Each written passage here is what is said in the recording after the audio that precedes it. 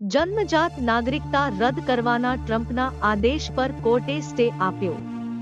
35 વર્ષમાં 6 વિભાગના સચિવ રહી ચૂકેલા પંકજ જોશી નવા ચીફ સેક્રેટરી।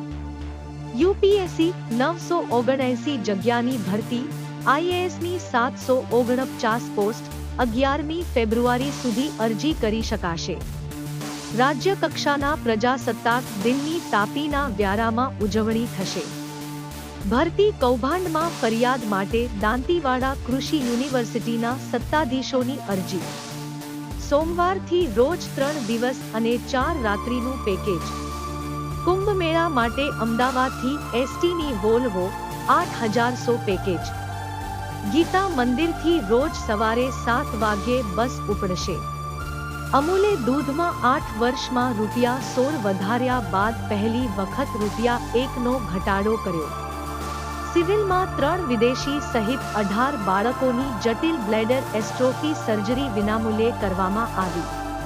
ચૂંટણી આચાર સંહિતા હેઠળ આચાર્ય જિલ્લા ફેર કેમ્પ મોકૂફ।